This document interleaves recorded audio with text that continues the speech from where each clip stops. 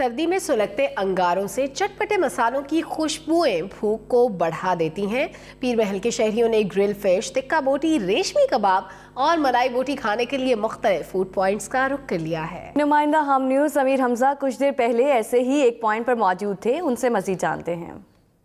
जी बिल्कुल, सर्दी की शिद्दत में इजाफा होते ही पीर महल के शहरियों ने जो है वो मुख्तलिफ फूड्स पॉइंट और रेस्टोरेंट का रुख कर लिया। इसी हवाले से मैं इस वक्त पीर महल शहर के एक मशहूर रेस्टोरेंट पर मौजूद हूँ, जहाँ पर शहरियों की बड़ी तादाद जो है वो अपने चटकारे पूरे करने के लिए मुख्तलिफ पकवान खा रही है। इसी हवाले से आपको बताता चलूँ कि यहाँ पर ख़ास तौर पर जो है वो बारबेक्यू, ग्रिल फिश और इसके साथ साथ टिक्का बोटी की जो है वो मांग में इजाफा हो चुका है। यहाँ पर नौजवानों की बड़ी तादाद जो है वो टोलियों की शक्ल में दर्जनों की तादाद में आ रही है। अगर मेरा कैमरा मैन आपको दिखा सके तो यहाँ पर ग्रिल फिश जो है वो ताज़ा तैयार भी की जा रही है, से शहरी जो है वो खूब मुतासर हो रहे हैं और इसकी बीनी खुशबू जो है वो शहरियों को अपनी तरफ खींच भी रही है। दूसरी तरफ अगर मौसम की बात की जाए तो पीर महल शहर में जो है वो सुबह से ठंडी हवाएं चलने का सिलसिला भी जारी है, जिससे पीर महल शहर में सर्दी की शिद्दत में मज़ीद इजाफा हो चुका है। जी।